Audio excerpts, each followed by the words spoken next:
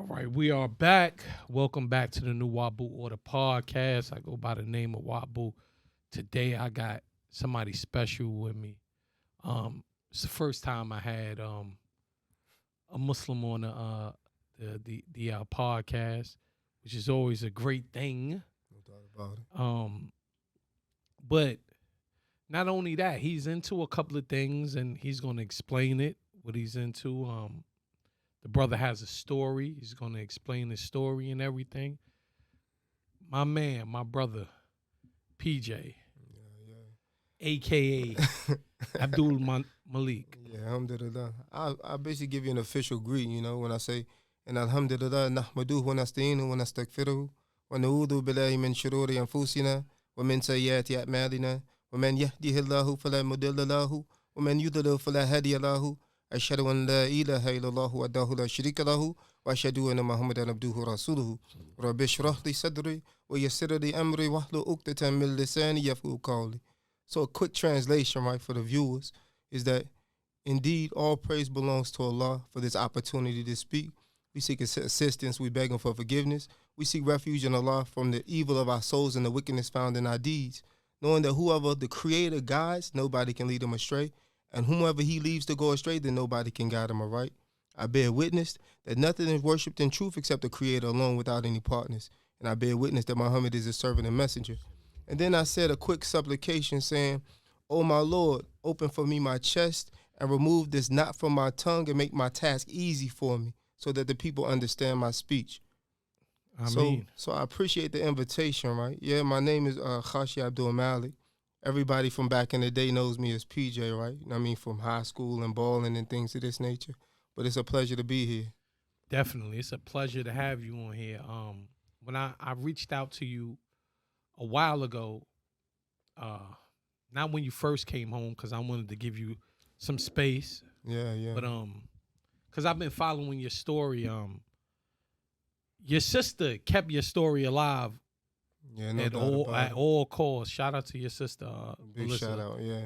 She and your brother used to tell me about you all the time, and also Jordan Bell. Yeah.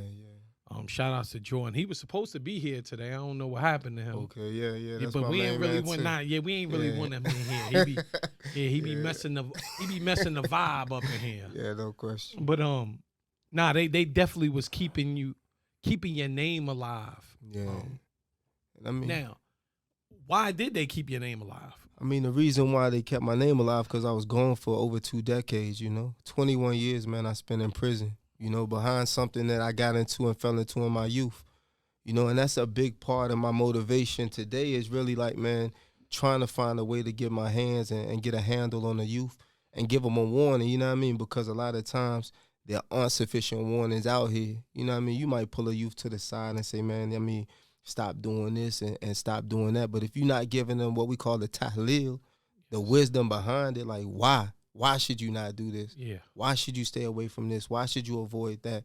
Then a lot of times, I mean, curiosity is going to get the best of them. So long story short is my people were keeping my memory alive because I was out the picture, and even when I was on the scene back in the day, I wasn't really no like rowdy type of dude. I wasn't really well known. You know what I mean? I used to just go about doing my thing. But like I said, man, just because of the influences of the day, I fell into some criminal activity, and it basically ended me up in prison with the functional equivalent of a life sentence. And I say the functional equivalent of a life sentence because a lot of times what happened in Virginia is they give dudes what we call football numbers. Yes. You know what I mean? Or hockey numbers. And what we mean by that is big numbers, you know what I mean, for crimes where really no life was taken. So I ended up with over 120 years in prison with close to 80 years suspended, but I had an active sentence of close to 40 years. I mean, and 40 years is the functional equivalent of a life sentence because after 15 years, you're not really expected to get back out in society. It's difficult to get back in society after doing 15 years flat in prison and really reacclimate yourself and readjust, you know what I mean, and really find your footing. And those brothers who do it, man, hats off to them because I know the struggle that it entails, But at the age of 20, I mean, that was my situation. So I basically went into the prison system, man. I had to scrap. I had to fight. I mean, both figuratively and literally. You know what I mean? Because it was a different day and age than it is in prison right now, you know? Yes. Yeah. So can you speak on that activity? Yeah, of course. That landed you in the penal system? Initially, man, like, you know, initially I was just caught up in the whole fad of dealing drugs. You know what I mean? Like, you know, some when you basically coming up, you look into who got what and who basically got the name. And, you know, in Roanoke, you know what I mean, it's only but so big and only certain names ring bells, you know what I mean? And usually it's the dudes that's in that particular lane. You know what I mean? So initially it started off selling drugs. And then, you know, we come from the Belly era, you know what I mean, dead presidents, heat, you know what I mean, and things of this nature. And that was influential. Yes, sir. I mean, it wasn't just the music being influential and the things that I'm seeing around me being influential, but that also influenced my actions, right? You know what I mean? That get down, lay down mentality. Yes, sir. And you know what I mean? Where you could go out and basically, you know what I mean, kick a door and rob somebody and then sit back and chill and eat off of it for a month or two and not have to worry about doing anything of that nature for a while, you know? But long story short is that, man, like that's the wave that I fell into. And at the age of 20, man, I was convicted of 5 robberies. You know what I mean? Use of a firearm charges.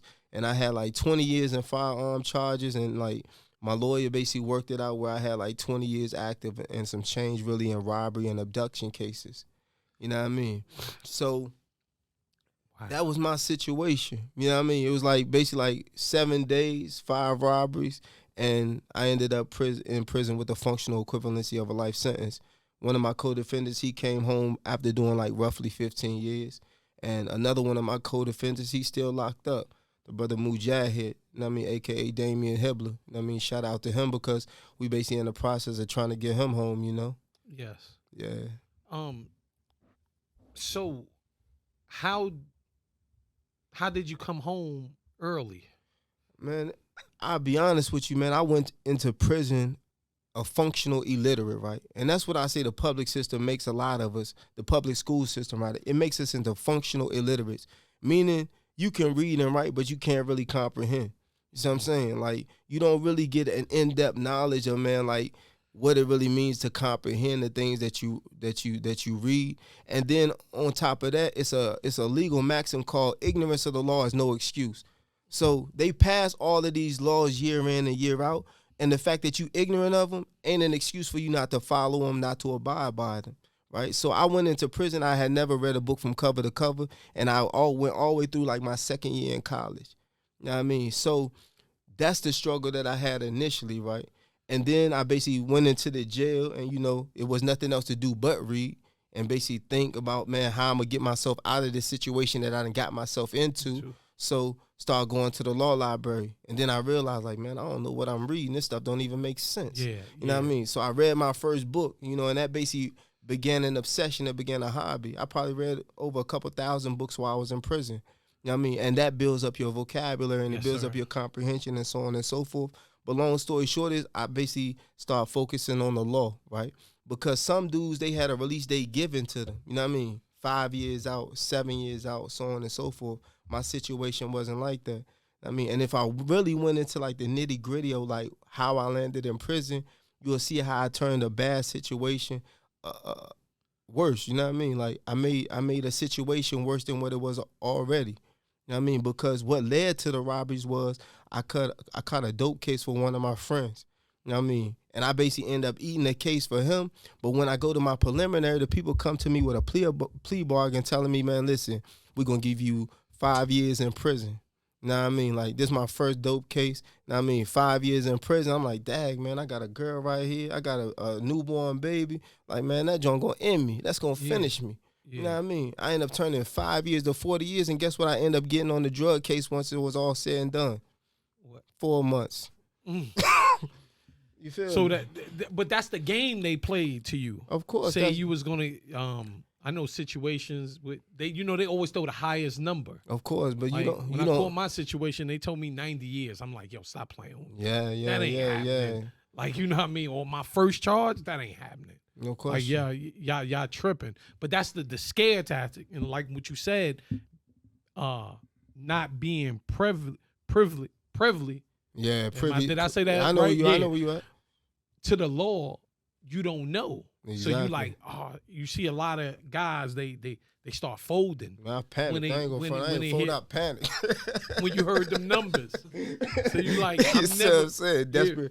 Desperate time calls for desperate measures, but that's only when you ignorant. You see what I'm saying? Yes, you don't sir. realize, like, man, you got options. You know what I mean? But a lot of times, like, we don't understand, like, the options that we really have, right? But long story short, studying the law over those years, man, I was able to see how the system worked. You know what I mean? And I used to say this supplication all the time. I used to say, Allahumma ya mu'alima dama alimna wa ya mufahima Sulaiman fahimna. I say, oh Allah, the teacher of Adam, the first man, teach me. And the one who gave Solomon understanding, give me understanding, right? So it's like as I'm supplicating and learning new things, it's like, man, the whole legal system basically is like the matrix opened up. You know what I mean? And now it's like, man, I can pick from over here and I can pick from over here. And by the leave of Allah, man, even though it was a fight, it was a struggle, I came home like almost 20 years before my release date. You know what I mean? So was you sending that information back to your peoples? Like, yo, you do this, you do that, or you handled it? Well, my cousin paid for a paralegal course, right? And while I was at Lawrenceville, I took the paralegal course and passed that joint with like flying colors, so to speak. And then after that, it was. So you know the law for real, for real. I'm not gonna say I know it for real, for real. I'm pretty proficient. You know what I mean? I'm not a lawyer. You know what I mean? Because I haven't necessarily gone through that legal training, but I've been taught by some of the best legal minds in prison. You feel me? And it's like when you look at the amount of people in prison, you got to realize, like, not only are they mostly functional illiterates, you actually have actual illiterates. You know what I mean? Like, a vast majority of the guys in prison don't even have a GED or a high school diploma. So, long story short is, you got guys in prison that's actually innocents. I mean, like, a shout out to my dude John Scott, Tubby, right? I mean, Tubby, he ain't do what he in prison for, but he don't have the aptitude to study the law to get himself out of a sticky situation. You feel what I'm saying? So, long story short is, even though you got thousands of dudes in prison, right? When you get to a law library, it's like a small fraternity. And it's like people that show up to the law library every day, just like dudes show up to the weight pot every day. Yeah. You see what I'm saying? So some dudes come home big, some dudes come home like, I mean, mentally fit, so to speak. Yes. You know? And you was one of the people that came home mentally fit. I would like to think so, but I mean, it's still a challenge, right? Yeah, of it's course. Still a challenge, man, because it's things that you may perceive that you strong in when you in there, and when you get out here and you actually put to the test, I mean, you may find some weaknesses there, right? You know what I mean, or some chinks in your armor, so to speak. But it's not the same reaction of when I was younger. Yes. You know what I mean? Of things don't go your way and you go blip-de-blur, or you kirk out. You know what I mean? Now it's like, all right, things don't go my way. Let me learn a lesson. I mean, and readjust and so on and so forth, you know? Like, when you was away, your peoples was putting out the petition. Mm-hmm. Like, I guess it was a governor's petition. To on sign. change.org, yeah. Yes, I signed it. I know multiple people signed it. Yeah. What was that petition for? Like, well, I mean, the petition actually ended up getting presented to the governor. And if you see the governor's response on why he granted my pardon, he said because a large number of citizens came together in support of my release. You see what I'm saying? So that got you out, the actual petition, or it was one of the components that got me out. You know what I mean? Like, I was working with a professor, Dr. Reginald Sharif. Right? He retired from Radford University as a political science professor. But a lot of people don't know that behind the scenes, like back in the 80s, he had got some guys pardoned, right? And he was basically giving me the formula. Like, he gave me the formula. He said, man, listen, when you're going for a pardon, you need to do 4 things. You need to find a political supporter. You need to basically get a public petition. You need to basically show that you've been a model inmate. And then you need to show that you have a strong community network or when you release. You see what I'm saying? So you start working on those components and developing those components so that you basically better your shot of being released. And then, you know, you find politicians locally or whatever the case may be to try to champion your cause and get your name dropped in front of the right people. You feel what I'm saying? So that's what happened with you. You found all of those and key components. And some other things, man. Like my case, I put it this way, like, one of the laws that I used, right, I had to go back in front of the court. So I drafted the petition and filed it myself back in 2014. The same year they dismissed it, right? Now, I mean, I took the same exact paperwork and go to my attorney. He was like, listen, man, I need you to file this if you think it's valid.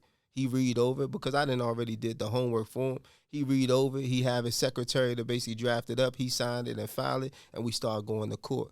You see what I'm saying? Quick. That quick. So I'm talking about the same exact paperwork, everything. It's just he had it drafted. Who you know. Exactly. He had it drafted and signed. And now because I'm coming in with a lawyer, now I start getting my day in court. You know what I mean? After over 20 years. So what would have basically been like just swept to the side and swept under the rug had I been in there by myself? You know what I mean? Now when I have an attorney, it's a whole different mood. It's a whole different vibe. And I get a whole different rhythm. You feel me? Yes, sir.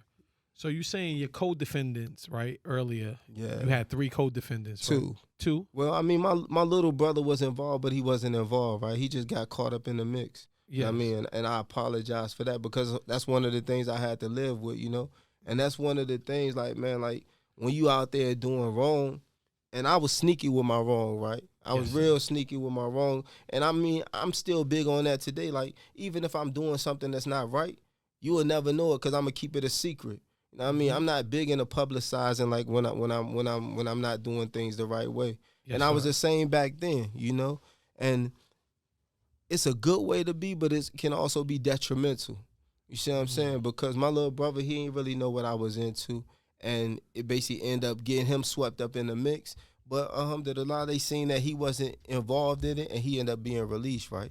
Yes. But I'm not gonna say that it wasn't traumatic for him. That Yes, it didn't bring some type of trauma for him. You feel me? Yes. Yeah. Yes. But I'm saying earlier you were saying one of your co-defendants is still in there and the other one got out after Exactly. So 10 years or something. that's what like you that? find in Virginia, right? It's called disproportionate sentences. So people commit the same crime, but it's disproportionate sentences based on who you are, who you know, and even what your race is, right? You know what I mean? Like, you take some guys, like, I give you an example. It was a white guy that I know, you know what I mean? And we had similar charges, right? For his charges, he had like 18 years with 5 years suspended. He served 13. You know what I mean? I get over 120 years, you know what I mean, with like 80 suspended and served 40. You see what I'm saying? So you take the same number of cases, the same type of charges, he gets 13 years, I get 40 years. I mean, it's even the same thing when you're dealing with bodies, when you're dealing with any type of crime. I mean, it's basically a disparity in sentences based upon the discretion of the prosecutor, the discretion of the judge. And like, man, it's real disproportionate. It's no really cookie cutter system to how sentences are basically passed out in Virginia. I mean, in the federal system, yeah, it's a little bit more what they call uniformity, right? It's a little bit more uniform. You know, if you get caught with this amount of weight of drugs or this type of gun, and you got this particular background, that you looking at this amount of time right here. Exactly. But see, Virginia, the guidelines are discretionary, not mandatory. So oftentimes the judges stray away from the guidelines, and all they gotta do is write one sentence of why they chose to do it. You know what I mean? So it's, I don't know, man. It's a catch-22, and for real, it's an injustice, you know. Of course, because you're dealing with people's lives and really the reformatory years of their lives. You know what I mean? Because I spent my 20s, my 30s, went into my 40s in prison. You know what I mean? Yeah. So, and you know they say like your brain is not fully developed until you're 25. Yeah. No question. So you're kind of, the things you do before you 25 is like you still have that baby mindset. Even if you're 21, you're not grown yet. Your brain is not fully developed. No question. So, and I've seen that they be doing a lot of studies on these type of things. Mm-hmm.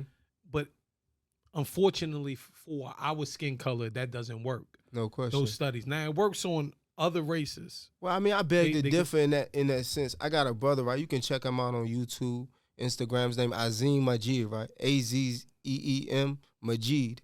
And he was one of the first juveniles to be released. He actually was a juvenile at 17 years old. He got found guilty of murder, and also really it was capital murder and robbery, right? So he had 2 life sentences plus like 20-some years.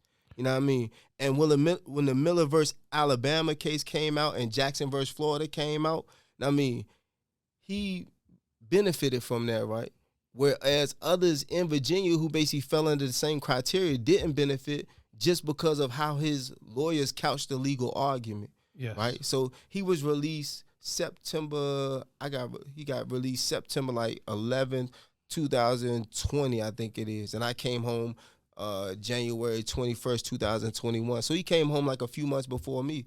But me and him was both sellies, you know what I mean? And we went down a particular route of, you know what I mean, it was all about, you know what I mean, religion and the law library. You know what I mean? Because we had to find a way out. He had actual life sentences.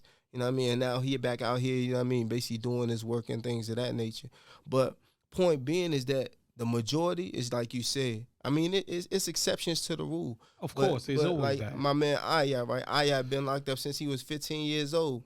I mean, he about to be 38. You feel what I'm saying? Wow. And he was basically, it was a case where he was basically just the lookout man for a dude that was 21 who was basically like kicking doors and went in a particular house, robbing dude of his liquor, and the dude woke up, he ended up killing him.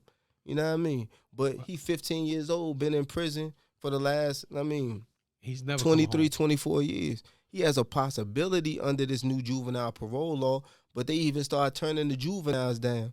You know what I mean? Like, they came out with a juvenile parole law to basically appease the Supreme Court ruling of you can't just lock juveniles up for life and long-term sentences without giving them a meaningful avenue for reform, right, which is parole. Yeah. But yet, now when the juveniles start getting parole, you're not granting it to them.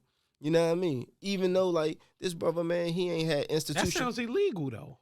I mean, it's all in finessing the system. You know what I mean? Like, on one end of it, you complying with the Supreme Court ruling, but on the back end of it, you not, because you backdooring dudes and not really letting them out. You see what I'm saying? So, yeah, on the face of it, it's compliance. Yes. You know what I mean? But on the back end of it, it's the good old boy network. You feel me? Yes. Yeah, so. Yes. So earlier you said you had to fight mentally and physically. Yeah. Right? When you first got in that joint. What calmed you down? Was it accepting Islam? And it's a two-part question. What made you accept Islam? Or what brought that to you? I'll be honest with you, man. Like, I first received the Quran when I was in the jail, but I didn't read it, right? And then, like I said, when I got in prison, it was a dangerous environment, you know? You know what I mean? A real dangerous environment if you consider, like, the early 2000s, this, that, and the third. And it's watered down since then. But just constantly going back and forth to isolation. Constantly back and forth to isolation, right? You know what I mean? And then, like, one of the times I was in isolation, they sat me down for a minute, so I read the whole Quran. I mean, and when I read the whole Quran, I basically took notes, and I started writing down questions. I had, like, a notebook full of questions. And when I came out back then, like, most of the Muslims was in what they call the non-smoking part, right? Because in prison back then, you could still smoke. So they put me right next to the non-smoking part in this part called the 3R part. You will never believe what this part is, and I'm explaining this to you just so you understand how prison culture is messed up in Virginia, right? Yes. The 3R part it was defunct now, right? They had just, the day I got up there was the day they disbanded this part. But it was a part where you had all of the gunners, right? And gunning in prison is when a guy basically exposes his private parts to a woman unsolicited, right? And starts to masturbate. And this was like a conundrum, right? I mean, because you don't allow guys conjugal visits, you take away pornography, you know what I mean, so they can basically get their rocks off in secret, and now basically things start to come out in the open. And it's a perversion, right? But it's a perversion that's caused by policy. You feel what I'm saying? Yes. So this part had basically defunct, so they put me over in this part, and it's like, man, it was culture shock. Now, that's just crazy how they got all the gunners in one pod. Yeah, man. That Joe, it was wild. You know what I mean? I'm talking about, my man had told me when I first came in, right? He was like a homeboy. He told me, like, man, you gonna see a lot of things you don't want to see. You gonna hear a lot of things you don't want to hear. I said, no, it ain't, man, because I'm gonna mind my business. He said, man, even if you mind your business, it's still gonna come your way. You know what I mean? So it's like, when I got to that part, I seen exactly what he meant. You know what I mean? As far as minding your business, did, like, the gangs ever try to press you on becoming a blood or a crib? Man, you gotta realize, it seems like everybody do that. Nah, because, like, I don't know, man. I was always like an independent thinker, right? Yeah. Don't get me wrong. Like, I had certain respect for certain ones out of those particular movements, but at the same time, it wasn't really my twist.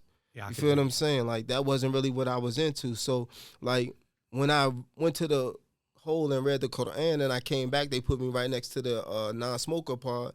We was outside. I used to play basketball really well, right? So we outside balling, and I hear something strange. And then I noticed after I hear it, the basketball game just stopped. Like, man, what's going on? It ain't no halftime out here. And it's like, man, the whole basketball court got full with Muslims, and they perform salat, prayer right there on the basketball court. You heard the adhan. Exactly. I heard the call of prayer. And so that was intriguing to me. So after the prayer was over, I went to the one who I saw leading the prayer. I said, man, look, I just got out the hole. I just got out of isolation. I read the Quran while I was in there, and I got all these questions, man. Can you answer the questions for me? He's like, yeah, man. He said, bring them outside tomorrow. So when we came outside the following day, I skipped the basketball court. I went over to the picnic table, and we just sat and we was kicking it. And I just went down the list, and I was just asking them questions. And every answer that he gave me, it was plausible. It wasn't no, man, just believe this and just believe that. It wasn't no far-fetched answers, you know what I mean? Mm-hmm. Whether we was talking about Abraham, whether we was talking about Jesus, whether we was talking about war, whatever we talked about, you know what I mean? The answers was believable, so I started to study for myself, you know? And up until that point, man, I had this mentality, especially with regards to religion, because, you know, it's a big deception in this country. They call it freedom of religion. Like, you really free to believe whatever it is you want to believe. But this is like, to me, it's a myth. Yes. You know what I mean? Because the one who created the heavens and the earth, he didn't make you free to believe whatever it is you want to believe. You know what I mean? Like, so that's a whole nother concept that we'll get off in on another day. You feel me? I got to hit one of my fun facts. What's that? Real quick. We was talking about the call to prayer, right? And Neil Armstrong, the first man on the moon. Yeah. When he first stepped on the moon, he was hearing something. Mm-hmm. He didn't know what he was hearing. He was hearing the adhan being called. He was a man that never heard this. No question. And when he got back to Earth, one day he was passing the masjid, and he was like, "Yo, that's what I heard on the moon." No question. Like, I heard this on the moon. I've heard a similar account. I heard somebody else tell me that. He accepted Islam. So that's so powerful, you being on the moon and you hearing that. No question. That's just a fun fact. Yeah, I mean, it has something to do with the fitra, right? What we call the natural disposition, you know what I mean? And when the fitra basically hears things that assimilate to the truth, that are the truth, then it has an affinity, it has an affection and a gravity towards that, you know? And that was pretty much my travel, because I had set it in my mind, right? Because I started basically breaking down the religions one by one. And after I read that first book, like I said, I became studious. And one of the first things I wanted to study was religion. You know what I mean? Because it seemed like it was so much confusion around it. And I was like, man, listen, if I check out all of these religions and don't none of them seem to be the truth, I'm going to do me. You know what I mean? Like, for this next 30, 40 years that I'm in prison, I'm going to do me. You know what I mean? And I was going to be a problem, you know? So once I started really studying, man, and I just prayed for guidance, you know what I mean? And I received that guidance, and I recognized the truth when it came to me, and it's been a wrap ever since, you know? And now the struggle is trying to stay firm upon that and make sure I depart this worldly life as a Muslim, you know? Was you, like before you accepted the deen in there, right? Was you caught up like, you know, a lot of people go to jail, right? Yeah. And accept the deen, right? I see a lot of dudes do this, right? Because they know it's more of a cooler, safer ride. Mm-hmm. If you join a gang, you got to put in work. No question. You got to do this. If you Muslim, you could be protected and be chilled. Mm-hmm. You don't have to do these different things, go on missions and stuff like that. Did you, like, and I know there's a lot of people that do this. Did you feel like, if I do this, people going to think I'm just becoming Muslim just because I'm in jail? Nah. And another thing, people think there's more Christians and other religions in jail than Muslims. Yeah, no doubt. In the penitentiary. Way more. There's way more to other people than Muslims. Just Muslims happen to stand out the most. Yeah. I mean, I think it's a distinction because of the way that we worship and the way that we carry ourselves. But you got to realize, like, I came up in Islam close to 20 years ago. And it was a different vibe, right? It wasn't the understanding that we have now. Like, 9/11 really shed a light on clarifying what's extremist Islam and what's real Islam. You know what I mean? And making a distinction between the two. But I went to prison before, like right at the cusp of 9/11, so to speak. You see what I'm saying? So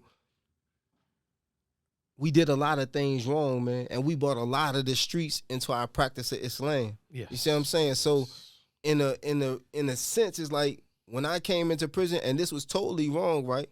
But the Muslims, we was basically moving and operating like a gang. Yeah. We was feared more so like a gang, even though that wasn't really what the teachings called us to do. Yeah. And the reason why I say that is because it's one narration, right, that I can break down to you where you can see the distinction. The messenger of Allah, he told his companions, he said, help your brother, whether he's oppressed or whether he's whether he's the oppressor, right?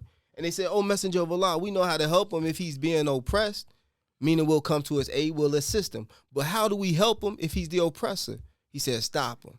You know what I mean? And this one thing distinguishes Islam in its core brotherhood and foundations from gangs, right? Because if you're in a gang, you got to ride with your homie, whether he right or wrong. You know what I mean? Yeah, you'll straighten it on the back end sometimes. Yeah. But up front, you're going to ride with him whether he right or wrong. But in Islam, if you see your brother oppressing somebody else, whether physically, verbally, mentally, spiritually, however, you got to remove the oppression immediately. You see what I'm saying? Mm-hmm. So that's the distinction. But long story short is like,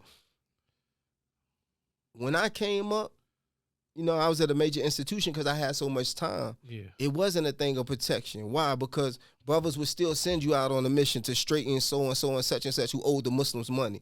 You know what I mean? And things of this nature. But as the pure teaching started to come around and we started really learning what Islam was, then we started to basically purify ourselves, right? And what I mean by purify ourselves is like, man, we used to let off, like, man, you got to let that street mentality go. You know what I mean? You got to let this particular thing go. And I told someone the not other to. schools of thought within the certain compounds. I mean, you got to realize in. all of the school of thoughts basically subscribe to the same Islam, Yes. meaning they subscribe to the Islam according to the understanding that was received by the Prophet Muhammad from the angel Gabriel and then passed on to his companions. The only thing that the school of thought basically denotes is that when it comes to certain rulings, right, and certain fiqh issues, meaning jurisprudence rulings, then it may be a difference, right? Like, say, for example, Imam Maalik may say that when you come up from ruku, bowing in the prayer, that you put your hands back on your chest. Mm-hmm. I mean, and Imam Ahmed Ibn Hanbal, I mean, his students, his followers say that you can put your hands down to your side. Mm-hmm. I mean, and all it is, I mean, neither one of them is. But that causes confusion amongst the ummah, right? It can cause confusion. Because I still see that to this day. It can cause confusion to the people who are ignorant, right, and just blind following. But people who understand the position of fiqh and the position of the scholars and the schools of thoughts understand that, like, it's not a means of division. I mean, it's just a different way of understanding how the law and the legislative part of Islam is to be interpreted. Because what you have to understand is that religion in and of itself, Islam in and of itself, is a whole way of life. I mean, it doesn't just govern the way the person worships and connects with their creator. It governs how a man deals with and interacts with his wife, with his mother, with his children, with his next door neighbor, in his business transaction, even the rules of engaging in warfare between nation and nation. You know what I mean? So on and so forth. So it's a complete way of life. Why? Because it was basically ordained by the creator of the heavens and the earth. You know what I mean? It's not like these man-made laws that have to get revised and amended and passed every year. Nah, these things are set in stone, similar to how the commandments came down to Moses, right? Indeed. You know what I mean? So, all right, we talked about the pardon. Did it happen right away though? Like, how that? Man, like, listen, man. Or did it take years for them to release you? Like I said, 2014, I filed on my own. It got dismissed. 2015, my people, we lawyered up, and I went to court from 2015 to 2017. In June 2017, I filed my pardon, right, with the Secretary of Commonwealth. Governor McAuliffe was still in office, right? So, you know, we basically got his ear, but he didn't act. Then Ralph Northam came into office. He basically went his whole 4-year term. My pardon still under investigation, still pending. January 14th, his last day in office, he signed my pardon application. He signed my pardon petition. You know what I mean? Last day in office, right? And then the following day, the current governor, I mean, Glenn Youngkin, he got sworn in. And then January 21st, that following Friday, the best day of the week, mashallah, I got released.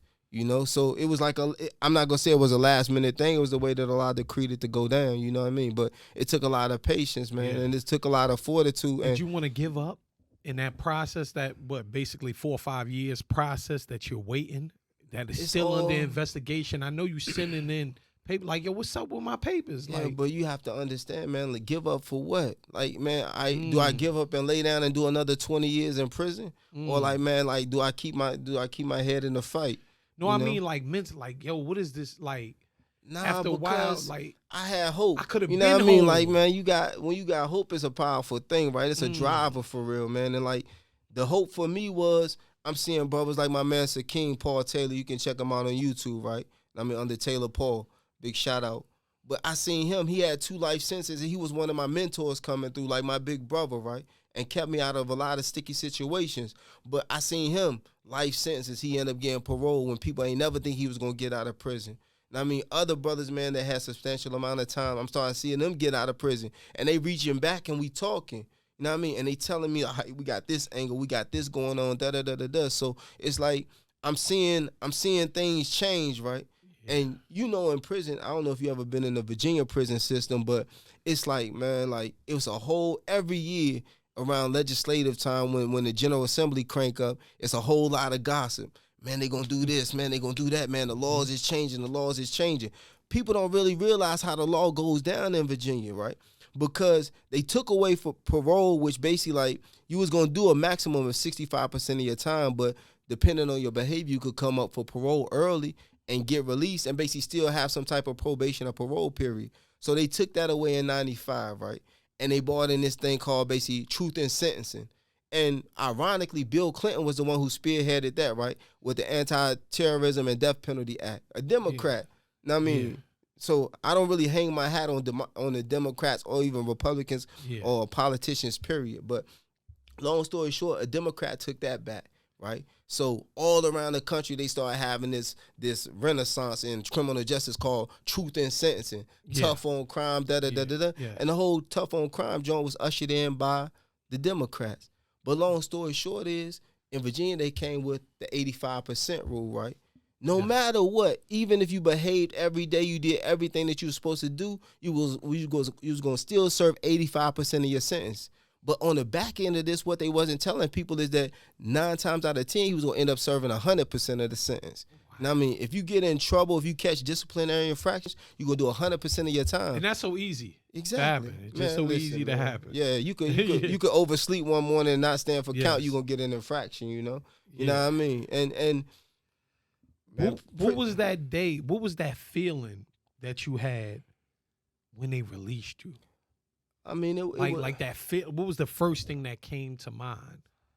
I mean, it was surreal. I ain't gonna front, man. Like, I went outside the prison gates and I offered what they call the sajda shukr, the prostration of thankfulness. You know what I mean? Just prostrated, put my head on the pavement and thanked Allah for helping me get up out of there. You know, because I couldn't have did it on my own. You know, it's a statement in Islam where you say, La hawla wa la quwwata illa billah. There's no power, no strength, no might except with Allah. And what this means is like you don't have the power and ability in and of yourself to transition from one condition to the next unless you have the assistance of the Creator, right? You know what I mean? And that's what I realized, because it's real easy to get yourself into prison. You know what I mean? It's real easy, man, and it's hard to get out. You know what I mean? But I met some brilliant minds in there. I mean, it's some villains in there as well. You know what I mean? But I met some brilliant minds in there, and like, man, it's And since you've been home, though, have you been on like what you've been doing since you've been home? Like, as far as what I've been doing, man, is like really learning a lot more, right? Because about the law? No, about life for real. You see what I'm saying? Because like you have a vision of what life was, right? And then you have some type of glimpse of what you hope life to be, and then there's reality. You see what I'm saying? Yes. After doing 20 years in prison and being like so detached, you know people and you feel like, man, I see this YouTube thing going on. I see this Snapchat thing going on. But until you actually out here in the mix, you don't really understand what the animal is all about. Yeah. You know what I mean? So for real, like a lot of learning and then really trying to really stick to my game plan and my plans. You know what I mean? And that's one of the things I was real detailed in, was like really coming up with a series of plans. and a timeline for getting certain things accomplished. You know, have you reached back to the brothers that's still in there, like helping them work on their cases? I mean, my co-defendant specifically and the brother Ayat that I mentioned and a few other brothers, you know, and I wish that for real, like, man, I could turn it into like a business organization. You know what I mean? Because corrections is a business, and a lot of times, like I was talking to Jordan Bell about it, and I wanted to start up a lobbying group, right? A lobbying firm. And the reason why I felt like, man, we need a lobbying firm is because, like, that's basically how the policies are made. You know what I mean? Like, policies are made, man, through lobbying, and really a lot of corporation and big interests, they basically control the conversation. You know what I mean? And unless you have somebody really that's at the table when these discussions are taking place, then the dominant voice is going to prevail. You feel me? Yeah. So that was one of the things that I really wanted to get up and running that's really still on the back burner. But other than that, just individually, yeah, I hope as best as I can. You know what I mean? Yeah. But understand, like, time in there and time out here are two different times. Like I try to tell people, like, man, like, time in there is one thing because you don't really have the responsibilities that you have out here, right? I mean, as far as, like, man, to put food on the table, to keep a roof over your head and clothes on your back and so on and so forth. All of that's basically supplied to you by the state. And for real, it's a real disservice, right, to a lot of guys because it can basically condition you to look for a handout, so to speak. You know what I mean? And really to lose your motivation and your drive to be a breadwinner, you know? So that's on one side of it. And then the time in there is basically like I said, you really occupy your time with whatever it is that you want to occupy your time with. And I told my homeboy, I was like, man, look, like, don't nobody come to prison and get out the exact same, right? Either you get better or you get worse. You know what I mean? It's by default. Now, I mean, like, some people be like, man, I'm the same old whatever. Nah, man. Either you got better or you got worse. Why? Because it's a conditioning process. You know what I mean? You can condition yourself with criminality. You can condition yourself with, I mean, all of the negativity that floats around in prison, and it's more condensed. I mean, it's more refined than it is out here. I'm talking about, man, you got some masterminds in that. yes. You definitely. Feel me? So that's the thing as far as the time is concerned, right? When I met you, it was almost a year ago, right? Yeah, we was in that group. I still haven't got a call back, an email, or nothing. I think we're about to crank up this Thursday. Oh, okay. Well, Incredible Messenger group. Yeah, they need to get at me. Yeah. But I think you was having you was starting a halfway house. Yeah, man. We was I started a joint off of Patterson. It's the old Hajira house, right? 1405 Patterson Avenue. And we called it the Patterson Place, but that was going to basically be like my inaugural project, right? And it was really just to give back to a lot of the guys that was basically getting out of prison and offering, like, a different perspective on reentry. You know what I mean? Because a lot of people don't realize, like, what's going on in the halfway houses around Roanoke, right? And really how anti-reentry and anti-reform Roanoke is, right? Now, I mean, when it comes to this particular sector, this particular field. But what we ran into, man, was really a shiesty businessman and the guy that we was trying to rent the house from. So we went through this whole zoning process, right, where we couldn't necessarily have the house rezoned, so we went through a special exception process. So studied the law on that, studied the codes, and basically went and argued in front of the board. They gave us the special exception. So just recently we found out that we have to have a sprinkler system installed in the house before we can basically even take tenants. Now, mind you, we've been occupying this place since like August. You know what I mean? Haven't been able to have an open house with the DOC or local jails or anything of this nature because it's all in the formalities, right? They keep throwing monkey wrenches. Exactly, because it's a deterrent. It's a deterrent in the city. But if you look at what's going on all around, right, I don't know if y'all caught it, but in Kiplinger Personal Finance magazine, probably like late 2020, now, I mean, they had like the top 10 places to retire in America, right? And this was a big article. And Roanoke ranked like number 3 or number 4. Yeah, I think I've seen something. So now like they basically trying to pull a certain type of group here. Yeah, they trying to pull a certain type of group here and create a certain climate. So now what do you see them do? They clean up downtown. You know what I mean? You can't be homeless and sleep on the street downtown. I mean, we're going to knock the Days Inn down, the Trust House closing down. I mean, where the homeless people going to go? Yeah, the only place now for the homeless right now is the rescue mission. Yeah, or the Ram House. And that's getting ready to go. Exactly. All of them things, all them places. Exactly, at one point, it was all over. At one point, this was probably one of the best places in Virginia for homeless. Yeah. People from all over Virginia came to Roanoke. Now they trying to reverse engineer that whole process. No question. Exactly, because they trying to gear it. That's why there's really nothing for the youth going on here, because they trying to gear everything for the elderly. No question. And I and mean, even that just was happening. Even if you look at like them bringing in Virginia Tech and Carilion partnering together, Radford and Jefferson Medical School partnering, because that's one of the things that people in retirement age look for. They look for the amenities of healthcare, the amenities of like leisure and recreation, and also the spiritual. You know what I mean, like the spiritual environment or the spiritual climate of a particular town. That's why they made all of these trails and. Exactly, like greenways, and all of that. So they gearing towards a particular trajectory, right, as far as the development of the city. But at the same time, man, human beings are human beings, and you have to provide them with their base needs. So long story short, because we trying to provide housing to guys coming out of prison, it's like, man, we had a tough way to go. You see what I'm saying? So I'm talking about the fight still going, or you just? I mean, just recently, my business partner and I decided, like, man, like to take it the lawsuit route, right? Because there was some things that happened between us and the lawyer where he basically, like, he misrepresented the property and what it could be used for from day one. You know what I mean? So we looking to go the legal route in order to basically be able to get up out the lease and basically cut ties there. But the thing about this in Roanoke, right, is that you have the zoning code basically permeates the city or overlaps the city. So you can't really do nothing in business without making sure that it complies with the zoning aspects, right? Where there's no zoning district in Roanoke that basically permits you to start a halfway house, a transitional living facility, or even a homeless shelter as a matter of right.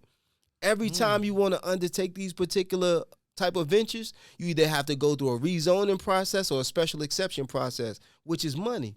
You see what I'm saying? These things cost money. So what they telling you is that, I mean, they're not business friendly in this particular sense, and that if you want to play in these particular sectors, you got to ante up.